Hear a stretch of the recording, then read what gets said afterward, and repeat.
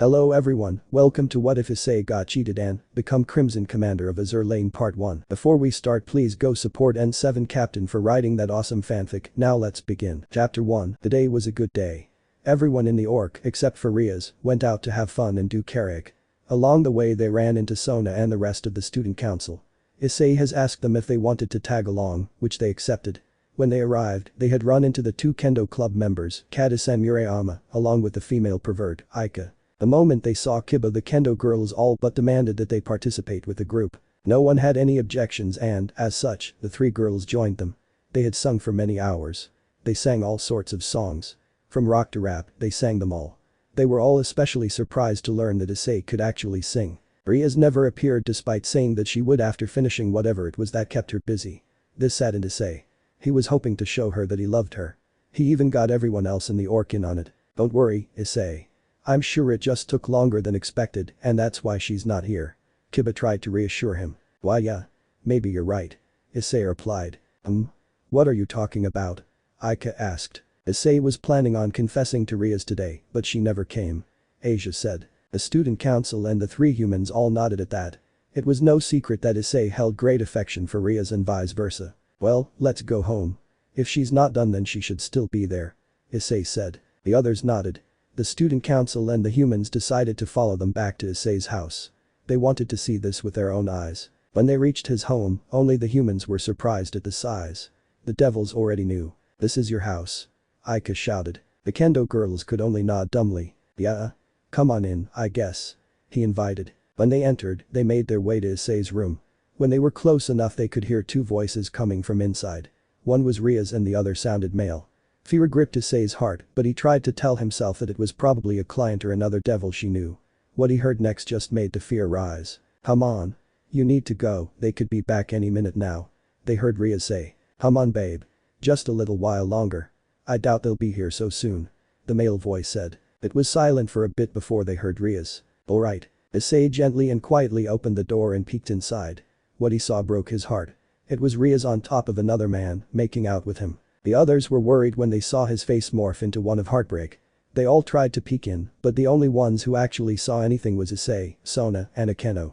Akeno gasped but it wasn't quite. The gasp alerted the ones in the room. They turned to the door and saw the faces. Riaz gasped and got off the man, who looked at the door with worry. Seeing that they had been discovered, Akeno opened the door and showed Riaz everyone who was trying to look in. It also showed everyone what was going on in Issei's room. Everyone was shocked at what they saw. Everything was quiet before Issei spoke. Why? That one word had so much sadness behind it. Everyone just looked at Issei with pity. Riaz couldn't say anything, just look at the others with wide eyes. Issei couldn't take the silence and ran out of the house. Wait, everyone shouted. But Issei didn't or wouldn't listen. He just ran. Kiba, Saji, and Sona were the first ones to recover before the two boys ran out to follow Issei. Sona, on the other hand, ordered everyone to go search just in case the boys couldn't find him. Even the three human girls ran out to look for him. They felt pity for him. No one should have to see the person they love kissing another. Hey, I think we should go easy on him for the next few days when we find him. He doesn't need any more pain. Murayama said. Hadis only nodded. They might not like him and hated that perversion of his, but even they knew better than to kick a man while he's down. You know, he's not that bad a person when he's not acting like a pervert. Aika said. The other two had to admit that. He was actually likable when he wasn't constantly staring at a woman's breast. Back at the Hyoudou household, only Sona, Akeno, Riaz, and the unknown man remained. Sona had taken off her glasses and was currently trying to prevent a migraine from happening, and Akeno was currently glaring at her friend and the unknown person. No one said anything for a few seconds before Sona pointed to the man. You. Leave. Now. Akeno even let out some of her lightning to emphasize that demand. For the first time, she wanted to cause pain, not out of anything sexual, but out of anger. The man nodded, scared, and looked to Riaz. She opened a portal that sent the man to his home and turned to look at her two angry friends. I will be letting Lord Gremory know. Was all Sona said as she went out to help look for Issei. Riaz turned to Akeno, who just gave her a glare and stormed out. Riaz stayed in the room for a few minutes before eventually leaving and helping everyone search for her pawn. It had been 2 hours and there was still no sign of Issei. This caused everyone to worry. They had searched almost everywhere but they couldn't find anything. As they were standing outside Issei's house, the devils felt a power surge. There was a familiar one and an unknown one. It was Issei, and he was at the park. The devils ran to the park with the three confused humans in tow. When they arrived, they continued to run to his location. As they got closer they suddenly heard a scream. It was Issei. Soon a bright flash was seen behind some trees. They ran to the trees and looked around. Asia looked down and saw a small puddle of blood. She gasped, which alerted the others. When they confirmed that the blood was his, they felt fear and hope. Fear because he was attacked and his attacker could still be around. Hope because the puddle of blood was big enough to confirm that he was attacked, but small enough to confirm that he wasn't dead. Everyone was silent before Asia spoke. Issei. They could hear her sadness. Saji closed his eyes and lowered his head. Kiba clenched his fist and started to berate himself for not being faster and following Issei. The kendo approached the girl and laid a hand on her shoulder. He's gone. Asia continued. She then turned to Riaz with a look of hatred. He's gone, and it's your fault, she shouted before she turned and buried her face in Akendo's shoulder and cried. Nothing else was said and everyone went home. Unknown to everyone, there was a small figure watching them. With Issei, he didn't know where he was going. He just wanted to get away from there. He kept running and running until his legs gave out.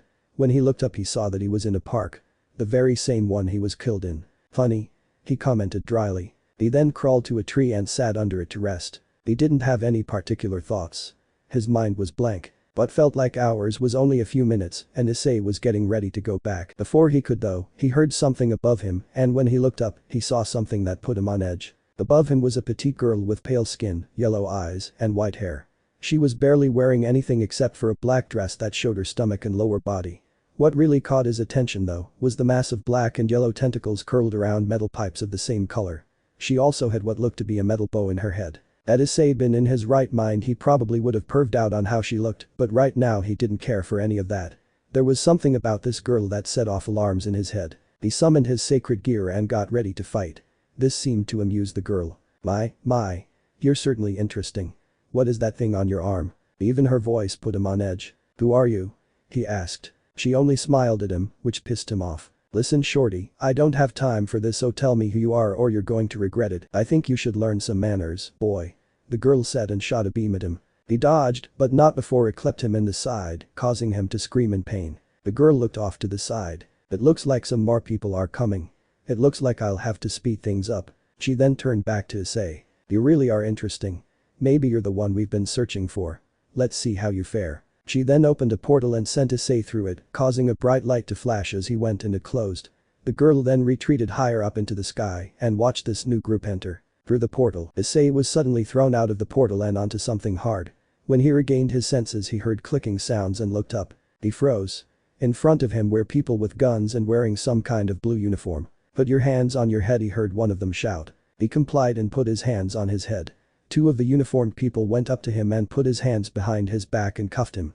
As he was walking he realized that he was on an aircraft carrier. He had never seen one in person before. He turned to one of the men next to him. Where am I? He asked. White, was the man's reply. They lead him to a room with an oval table and made him sit down. They left with one man standing watch over him.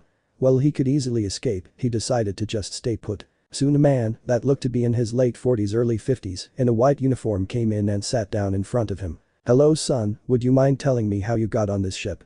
The man asked kindly. I don't know sir. I was talking to this wired floating girl and the next thing I know, I'm in a portal and I land here. He explained to the best of his abilities. The man nodded before leaning closer to Issei. What's your name? Hyoudou Issei, or as you Westerners would say, Issei Hyoudou. Well then, Issei. My name is Captain Benjamin Matthias. He held a hand out for a handshake. Issei grabbed his hand and shook it. The man pointed to a model of an aircraft carrier on a table by the wall. Welcome to the USS Enterprise, CVN 65. The captain said. Issei stared in shock. Chapter 2. It had been 1 month since the disappearance of Issei Hyoudou. No one knew how he disappeared, but everyone knew that Ria's Gremory had something to do with it. If the kendo duo was to be believed. Further proof came when everyone in the orc seemed to give her the cold shoulder and only talked with her when necessary. It was quite the shock when Akeno Himejima, Ria's best friend, had asked to be moved to a different seat. When asked, all Akeno said was that Riaz had caused Issei to run away, which led to his disappearance. Murayama, Cadis, and Aika were all told of the supernatural Monday after school. They were obviously shocked to learn that the most popular ones in school were all devils. They were allowed to have a few days off so they could wrap their head around what they had just learned. It was now Friday and the school had called every student to the gym for an assembly. When they arrived, they saw a desk facing a set of double doors, the chair was facing them, with another door to the right of the desk. It was bizarre, everyone knew those things weren't there the day before. Was this a prank or something? Once everyone got settled the principal came out. Alright Kuo Academy. You might be wondering why we called this assembly. She started. It's about a fundraiser. We just thought it would be something fun for you all to do. You all will have to sell cookies. Everyone was confused, excited, or some combination of the two. Why would they need to do this? The teachers managed to get everyone quieted down, but before any more could be said, there was a knock on the doors behind them. The ones that weren't there yesterday. Everyone turned to look and saw one of the doors open. Two little girls entered the gym. The first one had short brown hair with pigtails and green eyes, and the other had pink hair with a red ribbon on the right side and pink eyes. Both of them had cat ears and tails in their respective colors. The pink-haired one even had a red bow on her tail. Both of them were dressed like elementary school children. The sight of the two made most of the girls, and some of the boys, to go "oh," and caused the rest of the girls to squeal at how cute they looked. The sound caused the two to jump and look in their direction. The pink-haired girl hid behind the other one, who was equally scared at the sight of so many strangers. "WWW, who are you?" the brown-haired girl asked. The Keno, who was the closest to the two, walked up to them and crouched down while smiling gently, trying to calm them down. "Hello. Don't worry, we won't hurt you. Can you tell me your name?" "WW, we're not supposed to talk to strangers," the pink-haired girl said. This caused everyone to smile. At least they knew not to talk to people they don't know. "Well, my name is Akeno Himejima. Now we're not strangers, right?" She smiled. At the mention of her name the brown-haired girl suddenly gasped and pointed at Akeno's face. "Shikakin told us about you, he called you as something that starts with an S, I think he called you sausage." This caused Akeno to gain a tick mark, even though she was still smiling on the outside. The other students and teachers watching were chuckling and giggling. I think it was sadist, Mitsuki," the pink-haired girl corrected. "Oh." Then the door to the right of the desk opened and out walked a man with short brown messy hair. He had some stubble on his face and was wearing a white t-shirt tucked into white dress pants and white socks. He looked like he had just gotten out of bed. When everyone got a good look at his face, they were shocked. He looked older than they remembered, but it was him. It was Issei Hyoudou. "Issei?" Akeno asked hesitantly. The man turned to her and squinted at her. "Akeno? Huh. It's been a while since I dreamt about you." He blinked. "It's been a while since I dreamt that I was back in Kuo at all." He then looked down and saw the two little girls. "Oh, hello there, Mitsuki, Kisaragi." He greeted. "This isn't a dream, Issei," Akeno told him. He looked confused before she walked up and put an lightning-covered hand on his arm, shocking him. "Ow, that hurt. You're not supposed to feel pain in a dream," he said and looked at Akeno. Am I really back?" he hesitantly asked. She nodded before he rushed forward and hugged her. "I'm back. I'm really back," he smiled. He suddenly pushed away from Akeno and looked down at himself. "I'll be back. Give me like 20 minutes. He told her before he ran back into what everyone now knew was his room. While Issei was doing whatever it was he was doing, everyone sat and waited for him to come out. The two little girls, Mitsuki and Kisaragi, sat next to Akeno and Kaneko. The two cat girls and one secret cat girl were trading and eating candy. The females all gushed at how cute the three of them were. Suddenly a red-haired man in armor and a gray-haired maid came out of a circle in the ground. The man was Surzich's Lucifer and the maid was his wife and queen, Grafia Lucifuge. Everyone except the devils, Ika, Caddis and Murayama were shocked at the sudden appearance of two people. When the two notices all the humans, the man held a sheepish look while the woman didn't really react. "Oh. Hello everyone," the man waved. "Lord Lucifer. What can we do for you?" Akeno asked as she bowed. The rest of the devils bowed as well. The humans were shocked and horrified to hear the name Lucifer. After all, it was the name of the devil. Excuse me. Why did you call him Lord Lucifer?" a second-year boy asked. "Well, because he's the leader of the devils," Dasaji said. Everyone's minds blue screened at that. When everyone's minds rebooted they all shouted in unison. "He's the devil, yeah," Akeno casually answered. The humans looked to the man, who waved at them with a wide smile. "He didn't look or act evil." "He doesn't look evil," a first-year girl said. Surzich's blinked. "I don't know whether to be insulted or not," he said. Before anything else could be said, the door to Issei's room opened and out walked Issei in what was obviously a uniform for a Navy officer. He was adjusting his hat as he walked over to the desk and opened one of the drawers. He pulled out what many knew to be a pistol holster and attached it to his belt. He then pulled out a big case and opened it, pulling out a pistol. He loaded the magazine into the gun and put it in the holster before bringing out a smaller slimmer case and opened it. He pulled out a pair of glasses and put them on. Everyone was shocked and scared when he pulled out the gun but calmed down when he put it in the holster. The shock doubled when they saw him put on glasses though. He noticed the looks and turned to look at them. "What?" he asked. "Since when did you wear glasses?" Murayama asked. Ever since I turned 18 I noticed things had started to become blurry. So I went and found out that I needed glasses. I mean I'm not that surprised, my dad wears them too, so I probably got it from him.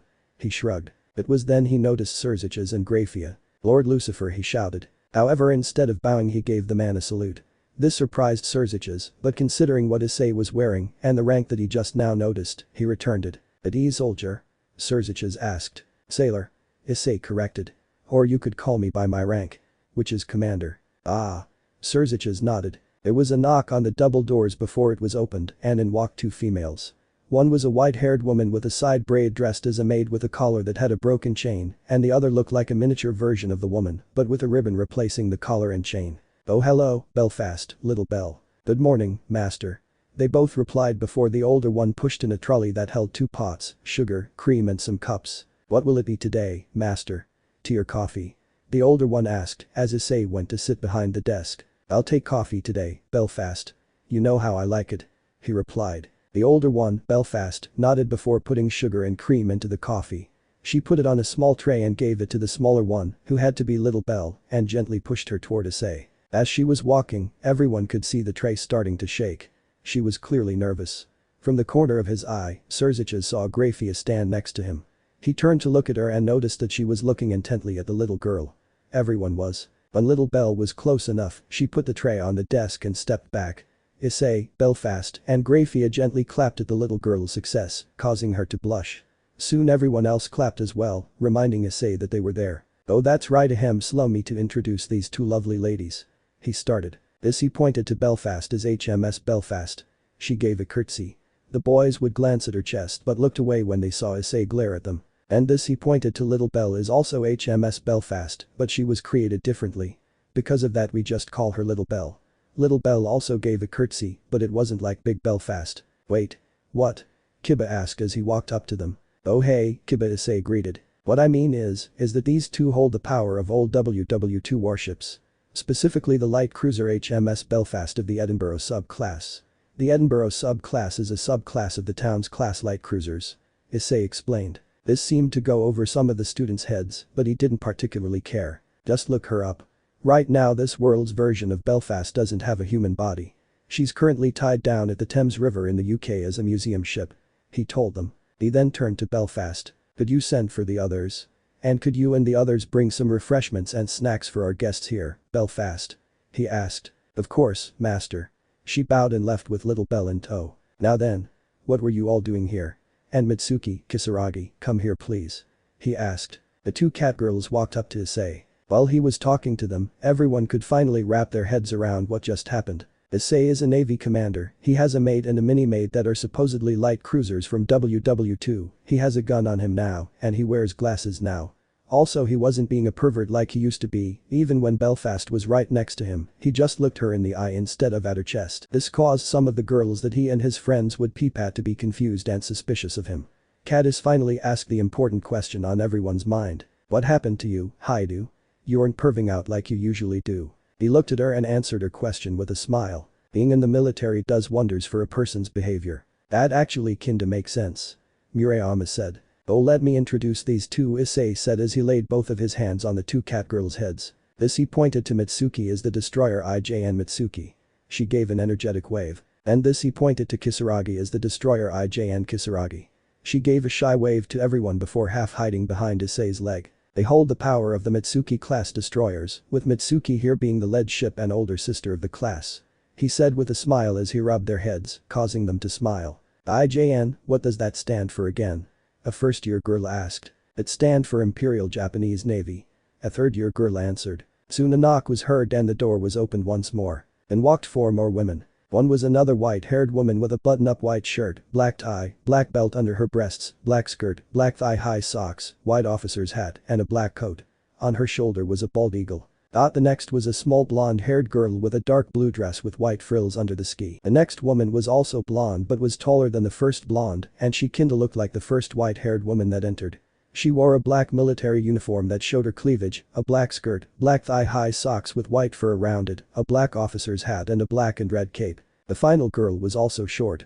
She had brown hair, a pair of fox ears on her head, and she was dressed as a shrine maiden. Issei smiled at the 4 before motioning for them to get into a straight line. Allow me to introduce these four. He said. This is HMS Queen. Greetings subjects. She said smiled haughtily. This is IJN Nagato. Lead ship of the Nagato class battleships. He pointed to the small fox girl. Greetings. She bowed. This is KMS Bismarck. Lead ship of the Bismarck class battleships. Bismarck only nodded in greeting. And finally, this is USS Enterprise. Second ship of the Yorktown class aircraft carriers. Enterprise waved and smiled at everyone. Everyone was shocked. They were in the presence of some very famous ships. That didn't stop some of the boys from perving out on Bismarck and Enterprise though. These four, along with Belfast, are my secretaries. He told them. Now. While we wait for Belfast, I should probably get to work. Issei went and sat at his desk and looked at a stack of papers. Paperwork. He shuddered. Surziches and the teachers also shuddered. They all felt pity for him. They knew what it was like to do paperwork. Unfortunately for Issei, it looked he had to do more than them. You seem oddly calm about all of this, her commandant. Bismarck commented. She's right. Any particular reason, Commander? Enterprise asked. Issei shook his head. No. I just have a feeling I know who is responsible for this. He answered. The others then understood. Shall I bring her here then? Nagato asked. No need. Issei said before he picked up the phone from his desk. But Prince Eugen and Warspite please bring Akashi to my office. Now we just wait. They'll have her here in a few minutes. He said and turned back to his paperwork. Soon the door opened once more and Belfast, with four more maids entered with drinks and snacks. Issei turned to Belfast. I'll let you introduce them. I have work to do. She nodded and went to introduce them. Allow me to introduce these maids. This is HMS Sirius. This is HMS Glasgow. HMS Curlew. And finally, HMS Sheffield. Many of the boys stared at them with lust before, once again, Issei glared at them. Stop staring at my girls like that or he trailed off and, well they couldn't really see it, they knew his right hand was on his gun. The boys quickly nodded in fear. Issei turned to the maids. You girls can return to what you were doing before. They nodded and bowed before leaving. Surziches turned to Issei. I'm kinda jealous of all these maids you have, Issei. He immediately regretted it when he felt Grafia glare at him. Heh. By the way, where's Riaz? I half expected her to come up to me by now. Issei asked. This confused all the devils. Didn't he hate her? Don't you hate her?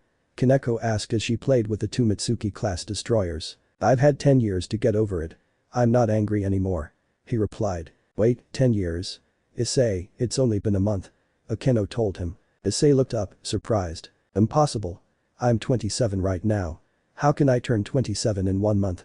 He asked. Everyone was stunned to learn that he was older than when he left. Different time zones or something? Asia asked. Totally forgot about her. Issei and everyone else nodded at that. It made sense. Suddenly the doors were kicked open and in walked a gray-haired woman with a rather revealing outfit alongside another short blonde-haired girl that wasn't wearing pants. They were escorting a small green-haired cat girl. Here she is, Commander. She tried to run, but Prince Eugen blocked her off and caught her. The short pants-less girl said. Issei nodded before turning to everyone else, who the three were ignoring while they looked at Issei. You all know the song and dance by now but bear with me here. Issei told the others. This is HMS Warspite. Queen Elizabeth-class battleship. He pointed to the short blonde girl. This is KMS Prince Eugen. Admiral Hipper-class heavy cruiser. He pointed to the gray-haired woman. And this is the repair ship IJN Akashi. They all nodded to the students, with Akashi quaking at the possible punishment she was gonna get. Before Issei could question Akashi, a voice was heard by the door that Prince kicked open. Ara. What happened here, Shikakin-sama? Issei and some of the others started to sweat. Chapter 3. Ara. What happened here, Shikakin-sama? Issei and some of the others started to sweat. They looked to the door and saw two women with black hair and white officer uniforms. One had animal ears sticking straight up and the other didn't seem to have any. The one that didn't seem to have animal ears had long black hair tied into a ponytail with a white ribbon. Both held katanas. The boys would have looked at them pervertedly but were too afraid of Issei to do so. Hello there. Asia said, as she was the closest one to them. What a cute girl.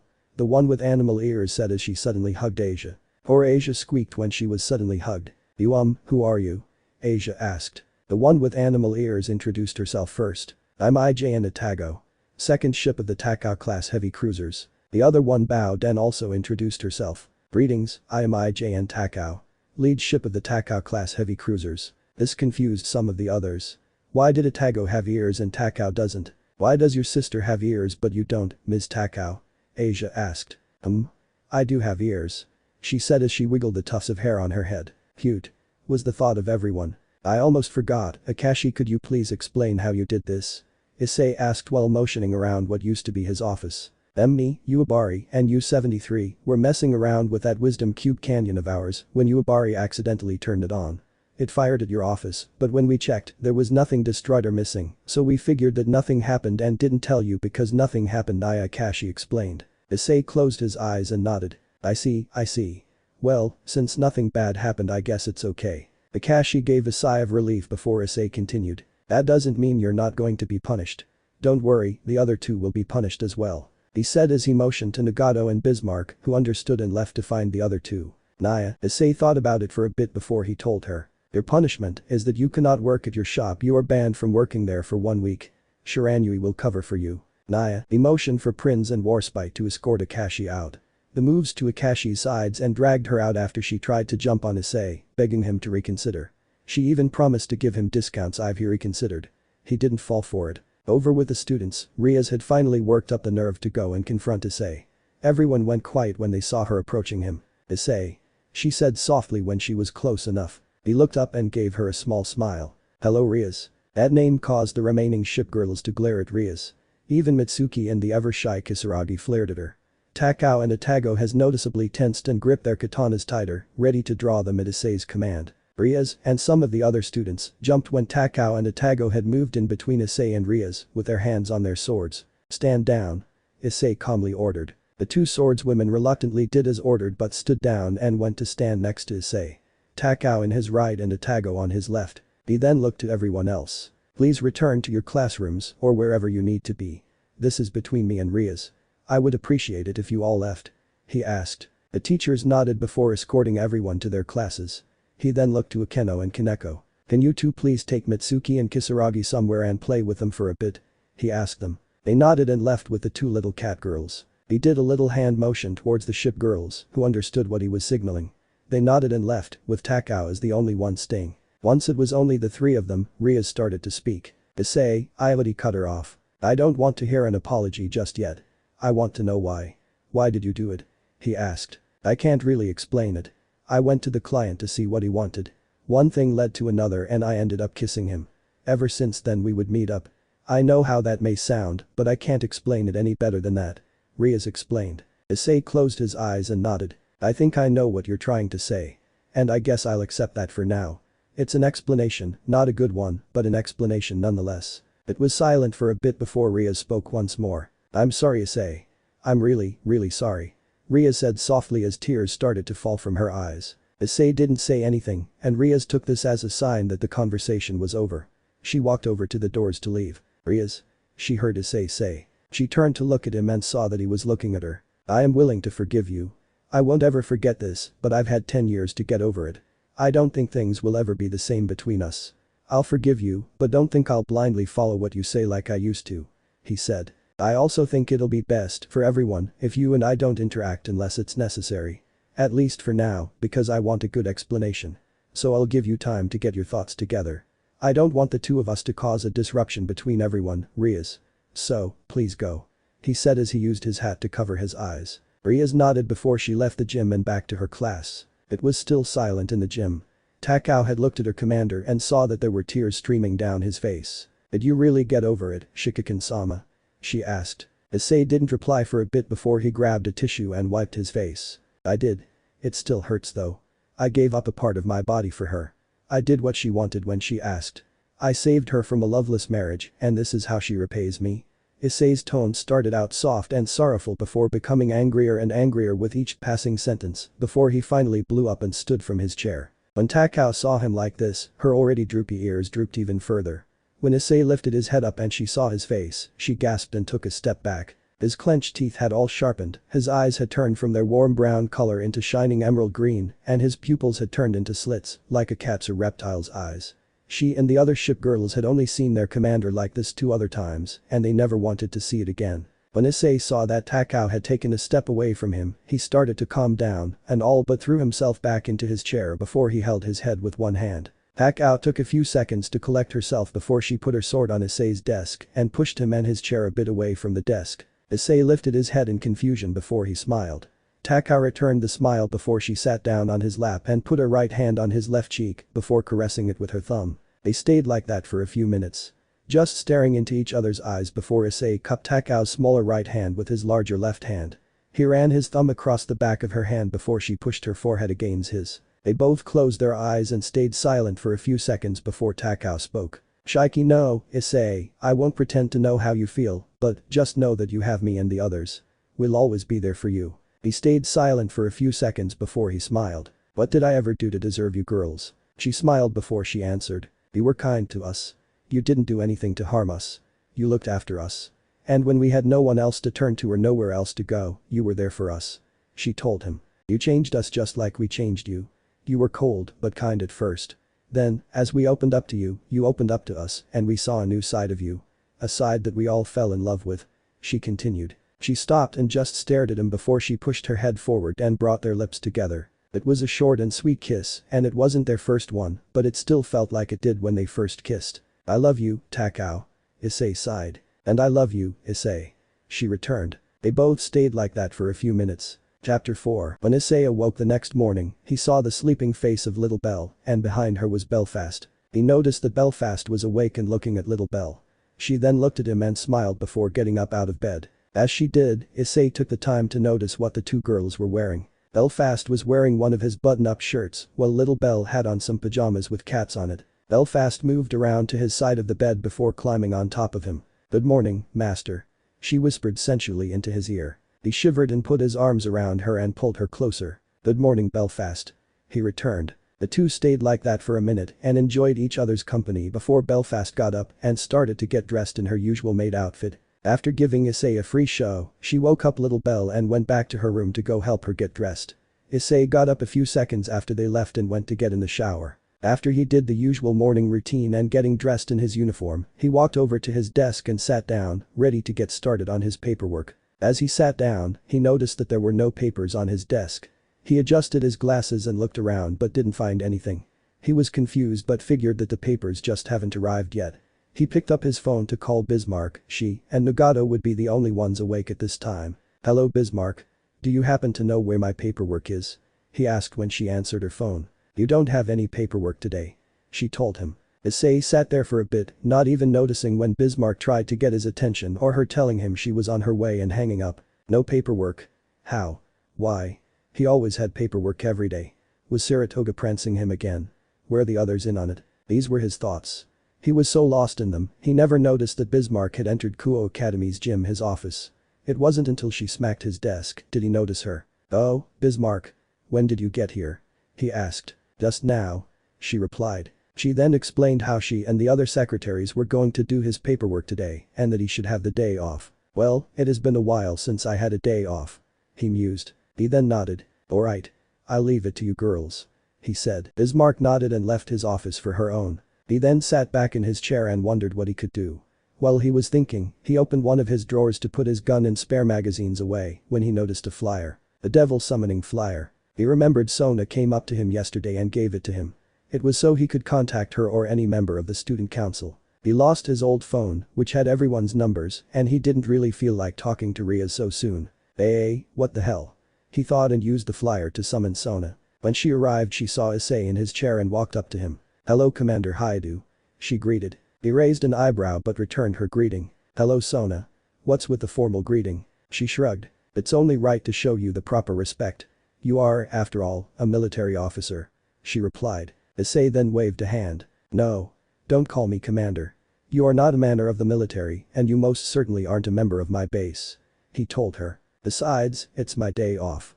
That means I'm not a commander right now," he continued. Sona was surprised at the way he spoke to her but nodded anyway. "Now then. The reason I called you here is to ask you a question. Do my parents still live here?" he asked. "Well, yes, but why did you call me when you could have called and asked one of the other in Ria's peerage?" she asked him in return. "It's because I don't know where they are right now and me and Ria's aren't talking right now. Otherwise I would have asked them," he responded. She nodded at that before answering his question. "Anyway, yes, they do still live here." He nodded before telling her that was all. She nodded and went back to wherever she was.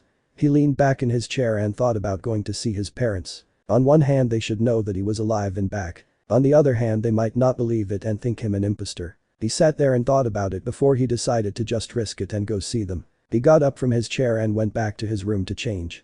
It wouldn't do for people to see a military officer walking up to their neighbor's house.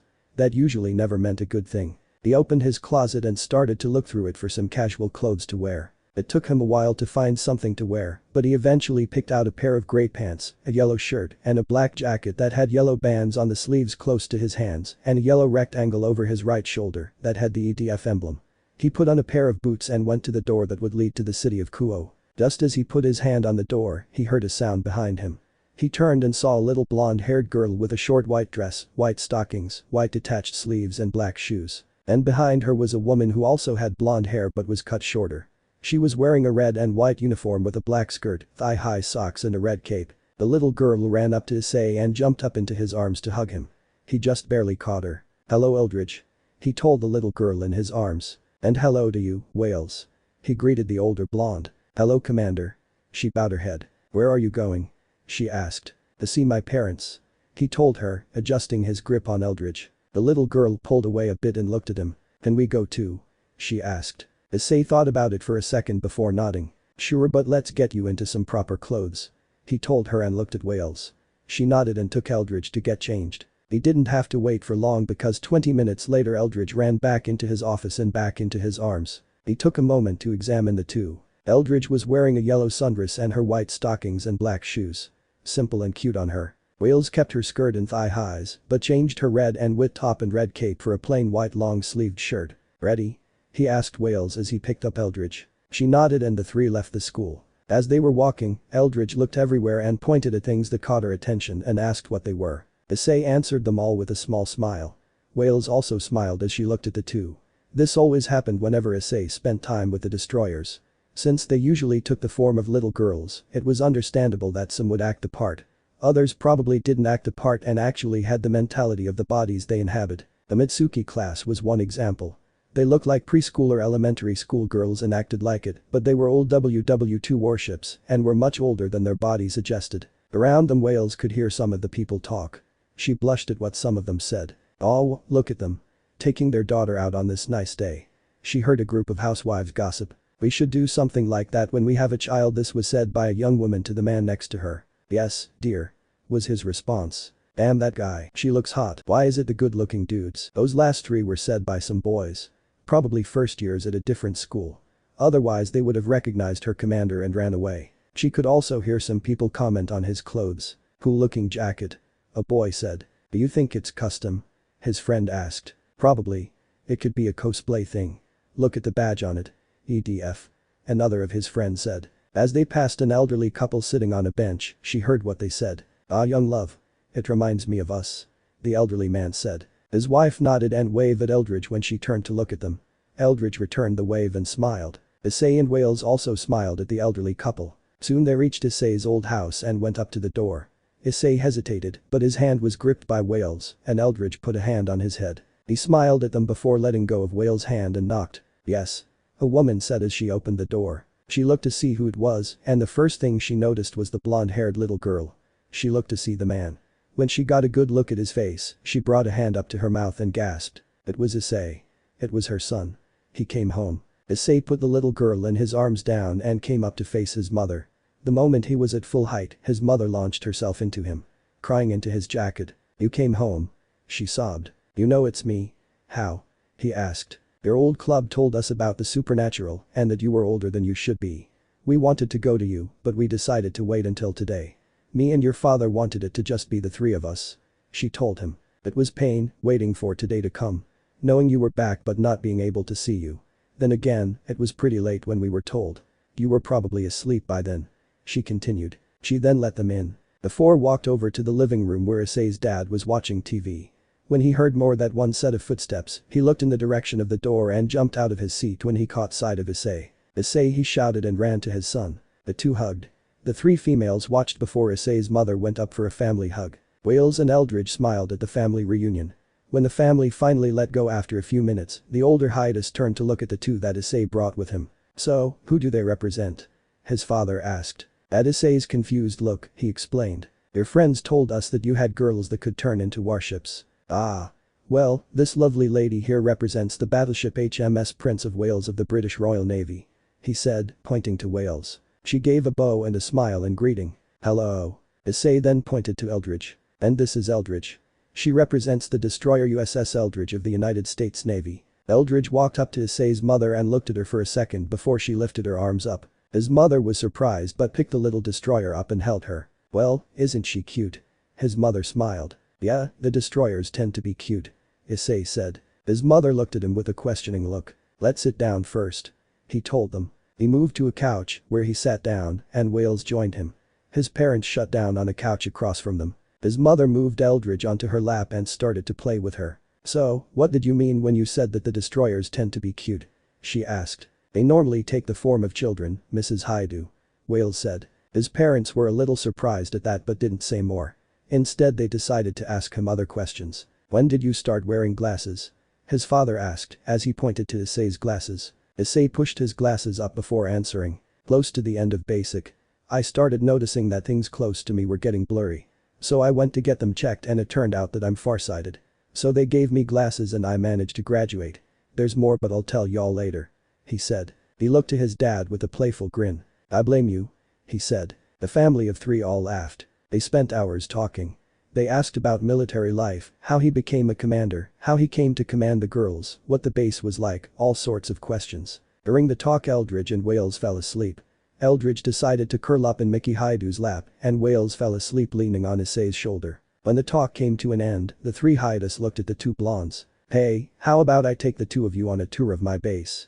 You can meet the others. You love them, you might love the maids more, Mom," he told them. They both perked up. "You have maids?" his mother asked with some type of gleam in her eyes. "Yes. They all belong to the Royal Navy faction, just so you know. Expect an English accent of some sort from them," he said. "Oh? MHM. The only ones you need to watch out for in the Royal Navy are Queen Elizabeth and Ark Royal," he said. His parents both raised an eyebrow. He nodded. "Yep. Ark is a lolicon and Queen Elizabeth will act the part of a queen. So she'll try to order you around." Both of their eyebrows rose that time. "Yeah. They're a handful. I could tell you all about the time that Elizabeth tried to." Issei trailed off as his eyes widened behind his glasses. "I could show you," he whispered. His parents leaned forward to hear him. "I could just show you. Akashi could make something that could show what goes on in my base. I know she can. She's done a bunch of other stuff that would normally be seen as impossible." He jumped up, waking up Wales in the process. "Issei." Wales glared. "Ahehe. Sorry." He chucked sheepishly. His parents looked between the two of them. "Are the two of you together?" his mother asked. "Yes. I am one of his many wives," Wales said proudly. His parents stared in shock. "One? Of many? How many did he have?" His father was the first to speak. "I guess you finally achieved your dream of being a harem king, Issei." Issei only rubbed the back of his neck. "It wasn't about that initially. Originally, me and my wives were friends and we agreed that the oaths were just for a power boost. But somewhere along the line, we just ended up marrying for real. I still don't know how they agreed," he said. "Don't worry about it." Wales smiled. The others looked at her but didn't say anything. "Anyway, we're gonna go back. It's late and I need to talk to Akashi." He got up from the couch. "See y'all later." He waved as he and Wales, who was carrying Eldridge, left. Time skip. It took a few days, but Akashi managed to build the machine. The machine looked like a chair with wires and a helmet coming out of it. During the building process, Surziches and Sona came up to him to talk. Surziches said he told the other Satans about him returning, so he should expect them to come talk to him about how he disappeared. Sona was curious about how life on his base was. Apparently, his parents told the orc, who told the student council, who ended up accidentally telling the wrong people about it, and now the whole school was interested. That meant that he now had to show everyone what was going on almost daily in his base. Oh well. He did think about giving Kuo Academy a tour of his base just like he would his parents. This way they can get an informal tour and see how crazy his life had become. Now he was sitting in the chair, facing all of Kuo Academy, his parents, the Satans, and his secretaries. "Well, Akashi. Let's do this," he said as he relaxed in the surprisingly comfortable chair. She nodded and flipped the switch on a console close by. Issei suddenly felt tired. He closed his eyes and relaxed completely. The giant pull-down screen flashed white before a room took its place. The ship girls smiled when they saw the memory. It was a funny one. Issei has to spend a whole lot of money that day. The other watchers looked on in confusion. Some were amused though. Addis noticed something. "That white-haired one kind of looks like you, Ms. Bismarck, Ms. Enterprise. She is Turpitz, my sister," Bismarck said. I'm always told that the three of us look alike. Enterprise groaned. Bismarck patted her back. She then looked at the assembled group of watchers. I think we should introduce the ones we are watching here. She said. She then pointed to the three on the screen. You already know Tirpitz. The one in the middle is Deutschland and the other one is Z46. When it showed a white-haired girl sitting with three others whose hats are the only thing that could be seen, Bismarck spoke. That is Deutschland's little sister, Graf Spee, and those other three are some of Ironblood's Z-type destroyers. Then it showed two more girls, one of which they recognized. You already know Prinz Eugen. The blonde is her older sister, Admiral Hipper. Then it showed a close-up of the face. And that is Graf Zeppelin. The others took this time to file away those names while watching. Many of the people watching who were older siblings sympathized with Admiral Hipper. Some of their younger siblings did something similar. Sona and Riaz sympathized with Hipper because, for them, it was their older siblings that did this kind of stuff. Poor Admiral Hipper. A third-year girl said. Yeah. I have a younger brother that teases me a lot. A second-year boy said. Me too, but I have a sister. A first-year boy chimed in. Sona and Riaz didn't say anything, they just looked at their siblings, who looked away from them and whistled innocently. Some of the girls, like Kaneko, also felt sympathy for the blonde. They were also lacking in the breast department. No one had anything to comment here, but some did chuckle or giggle at the way Deutschland acted. Some of the watchers' sweat dropped. I don't think that counts as respect. Sona said. I will admit, she is cute. A boy said. Who? His friend asked. Which one? Another asked. They're all cute. Was his reply. They suddenly felt killing intent behind them. They slowly turned and saw Issei's secretaries behind them. I do hope you didn't mean cute in that way, right? Bismarck said. They nodded so fast they might have gotten whiplash from it. Scary. Everyone said. They turned back and watched, not wanting to get on the battleship's bad side right now. Wow, Deutschland's like our older siblings. Ria's sweat dropped. Sona nodded. Hey, we're not that bad, said siblings protested. Sona and Riaz didn't say anything, causing the two Satans to sit in a corner, depressed. Everyone wisely ignored that. She must be pretty good to get MVP a lot. Murayama said. Yeah. Caddis agreed. Of course she is. She's one of Ironblood's best ships after all, Bismarck praised. When Deutschland said that behavior was gross, some sweat dropped and stared at the screen. I don't think that's how a big sister is supposed to behave. A second-year boy said. I agree. A girl chimed in. Others nodded in agreement. Heh. Those two are amusing right now. Saji said. Others nodded. That is true what Tirpitz said. That mutual admiration is important. It means that they both really love and respect each other.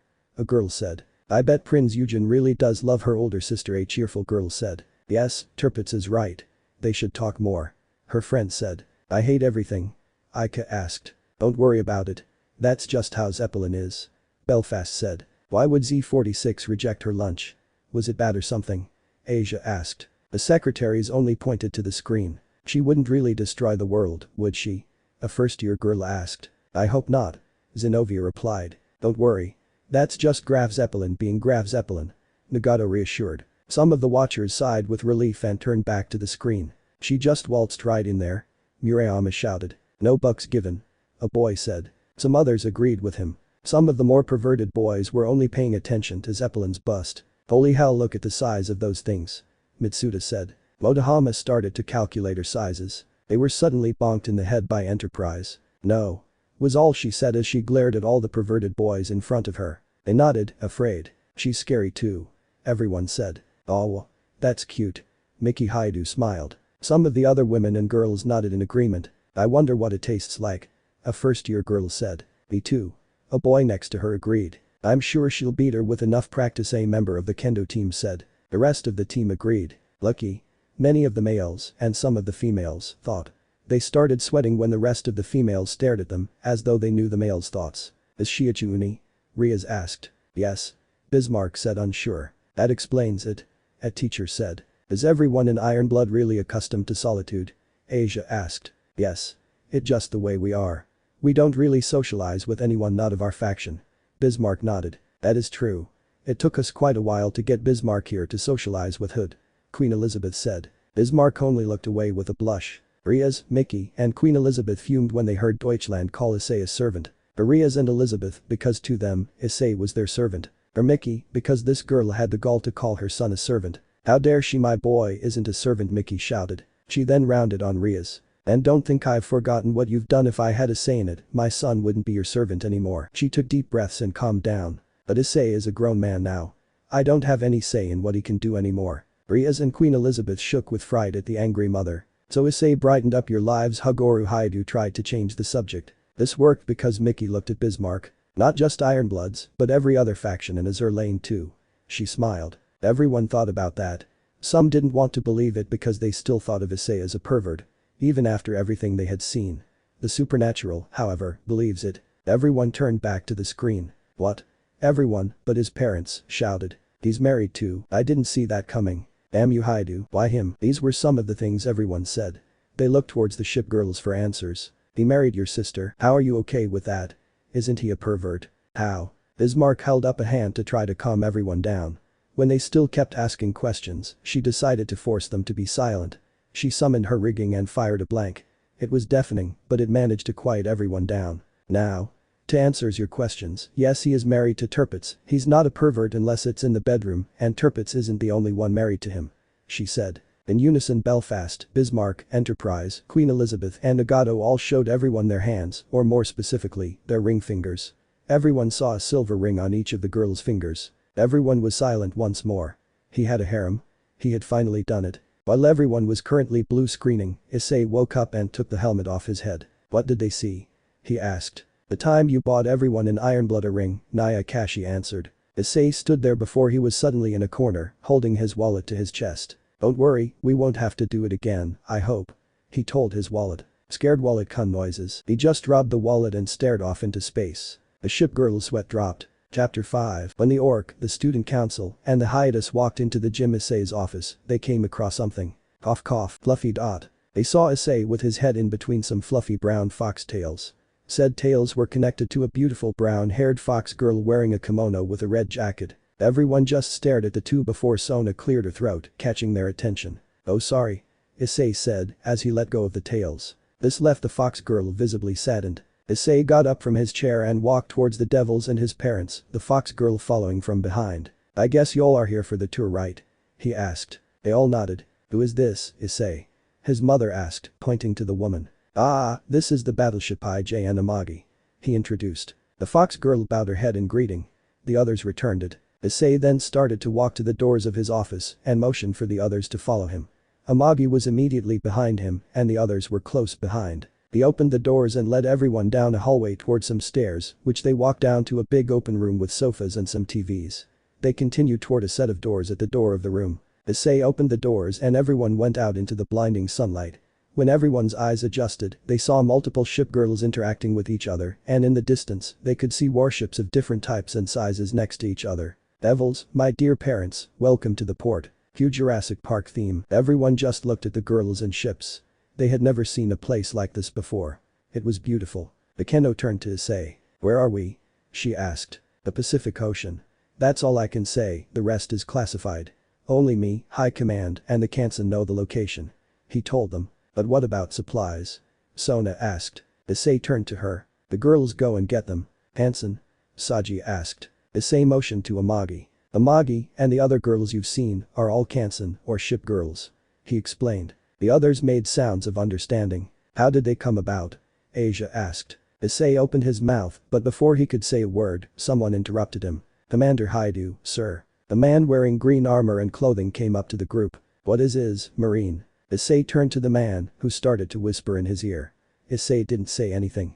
When the man stopped talking to him, Issei nodded. Understood. He turned to the group. Sorry to make this quick, but I'm needed elsewhere. He then turned to Amagi. I trust you'll be able to give them a tour by yourself. She nodded. Okay.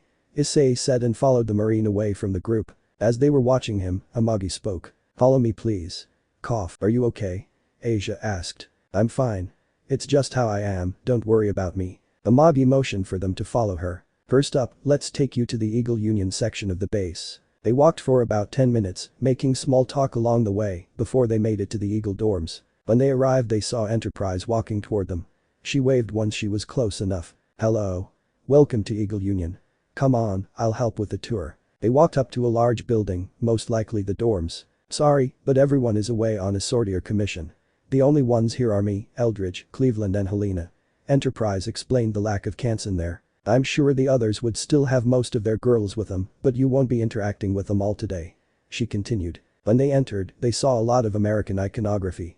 There were motivational posters, a few pictures of food, lewd pictures of men and women, all in all, pretty American. This is where we Eagle ship stay, obviously. I won't show you around because this is just where we sleep, but this room here is our rec room where we hang out with one another. Enterprise said as she opened a door to her right. Inside the room were a bunch of couches and tables. On one wall there was a big screen that had multiple gaming consoles underneath it, a projector on the ceiling pointing to the screen, and multiple arcade games scattered around. Everyone looked around and started to mess with some of the stuff. This is cool. Kiba said. Yeah, I could probably stay here all day. Saji agreed. What do you do in here? Other than play games? Issei Hyoudou asked. Well, we also watch movies. We turn that on and pick from a library of movies on a computer. Enterprise said, as she pointed to said projector and computer. We are a crazy bunch. We party a lot too. Not as much as Ironblood, but we still party a lot. She smiled. Amagi nodded along before coughing softly. Oh Enterprise, so this is where you were. The tomboyish voice said. They turned toward the door and saw a blonde-haired girl and a blue-haired girl standing there. Ah, perfect timing. Everyone, this is USS Cleveland. Enterprise said, pointing to the blonde. And this is USS Helena. She pointed to the blue-haired girl. They both waved with a smile. So, giving them the tour, eh? Cleveland smiled. Enterprise nodded. Well, I hope you enjoy everything the base has to offer. Now if you excuse us, we need to see Akashi. Helena said and dragged Cleveland out of the dorms. Everyone looked to Enterprise. Well, that's all really. I have nothing else to show you here and you passed all the interesting stuff on your way here. So I guess I'll see y'all later. I probably will. Enterprise smiled and waved goodbye. Everyone smiled and waved back before following Amagi out. They were talking about how they had liked the games that they had got to play. It was fun, even though they didn't really see anything interesting there. They followed Amagi toward the Royal Navy dorms. When they arrived, they saw Warspite waiting for them. Greetings, I'm Warspite. We didn't really have much time when I brought Akashi in, but it's a pleasure meeting you. Now, if you would follow me, we can head towards the garden where Her Majesty has a little tea party for you. They followed the small girl and entered the garden where there were a bunch of Kansan talking, eating snacks and drinking tea. When Queen Elizabeth saw them she stood up. Greetings honored guests, allow me to welcome you to the finest navy on this base. Now come here and sit down, it's a tea party and everyone should be eating snacks and drinking tea. The other Royal Navy girls welcomed them with open arms. When they arrived at Queen Elizabeth's table, they saw a white-haired woman with large breasts wearing a white dress with a white hat. The little girl that kind of looked like her, just with a different dress and smaller hat, sitting on her lap, and a large-breasted woman with a black dress. Once they had all sat down, Key introduced them. This is Illustrious. She pointed to the white-haired woman. This is Little Illustrious. She pointed to the little girl. And this is the little sister of Illustrious, Formidable. She finished by pointing to the woman with the black dress. The women smiled while the little girl waved. Everyone returned the greeting and introduced themselves. Time skip. After talking and having fun at the tea party, the Kuo residents left the Royal Navy dorms with smiles and high spirits. That was fun. I even got some new recipes to try out when we get back. Akeno said. Tasty. Kaneko said as she finished another sweet that she had taken. The other commented something similar. While their tea is quite good, I personally prefer tea from the Sakura Empire. Cough cough. Amagi said. Next is Ironblood. The moment they were there, they noticed that the Ironblood dorms looked more militaristic compared to the Eagle Union's plain dorms and the Royal Navy's decorative dorms. Waiting in front of the dorms were Bismarck, Prince Eugen, and another woman. She was a tall one, with long black hair with what looked like horns coming out of her head.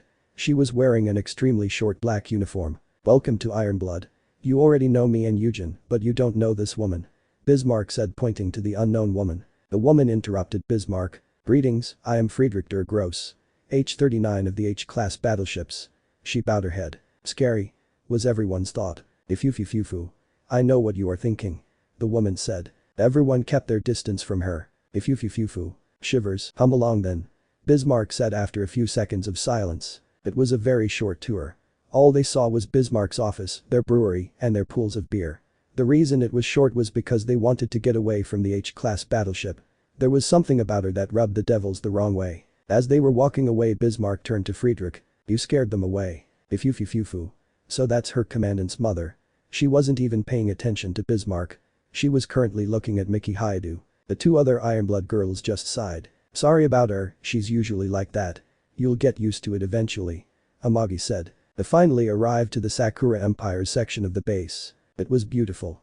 There were sakura trees everywhere and a very big one in the center. They walked past a bunch of kansen that had animal parts and even ones that had horns. They even saw Mitsuki and Kisaragi run past them with a bunch of other little girls dressed kind of like them. The girls waved as they passed the group, shouting hellos and goodbyes. They soon arrived to a Japanese-style palace where Nagato stood with 3 other fox girls. One had white hair and blue eyes. The second one had gray hair and droopy ears, and the final one had brown hair and red eyes. The moment that the brown-haired fox girl saw them, she ran up to them and started to smell them. "Why do you smell like Shikakin-sama?" she asked the orc. "We're his friends," Kiba said, leaning away from her when she came up to him. She narrowed her eyes. She then smelled the hiatus. "Why do the 2 of you smell strongly of him?" "We're his parents," Mickey said. And with that, the fox girl immediately bowed in apology. "Forgive me." Everyone was just stunned at what happened. It's not every day that a fox girl comes up to sniff you. "Anyway, let me introduce you to these girls." She pointed to the brown fox. "This is Akagi, Haga, the white fox, and Tosa, the gray fox." All bowed in greeting. Nagato started to walk to the palace and motioned for the others to follow. Let us get started." Issei was walking down a metal hallway that led into a large room with a large screen at the end, facing the hallway. In the center of the room was a large holographic table that was currently projecting an image of the earth. Circling it and facing the large screen was a bunch of computers that held men and women in dark green uniforms. On the screen was a man in the same uniform as Issei, but he held the rank of Admiral. "Admiral Hackett, sir," Issei saluted. "At ease, Commander. I'm calling to let you know that there is an anomaly close to your location." "Anomaly, sir?" Issei asked, confused. The Admiral nodded. "Yes, Commander. We are sending another commander and some of her kansen to your base, and the 2 of you will figure out what it is. Reports say it's a portal, but to where? We don't know. That's why the 2 of you will find out." Issei thought about it for a bit. "An anomaly? Here? The war with the Ravagers ended a year ago, and the war with the Sirens ended 3 months ago. So why are we getting an anomaly now? It doesn't make sense," he thought. He looked up at the Admiral. "I don't like it, sir. It doesn't make sense. The only 2 species we met able to create things like these have been defeated and left Earth," he said. The Admiral nodded. "I know, but we need to find out what is going on, and the 2 of you will have to figure it out. Both of you are the closest to it, and it'll take time to get the other commanders there. Don't worry though, we're mobilizing the rest of the ETF in case whatever's on the is dangerous." "I see. Understood, Admiral. We'll wait for the other commander before acting." Issei nodded. "Glad to hear it, Commander Hyoudou. Here's the coordinates of the portal. Also, you're in charge of this mission, and additional ground forces are awaiting pickup to your base. Good luck, Godspeed, and for the glory of Mother Terra." The Admiral finished. "For the glory of Mother Terra," Issei and the rest of the personnel chanted while holding their right hands over their hearts. When the Admiral had disconnected the call, Issei turned to the people in the room. "I want everyone to be on alert. Use the coordinates that the Admiral gave us. I want eyes on that anomaly, and I want it constantly monitored. Inform me when our guests get here.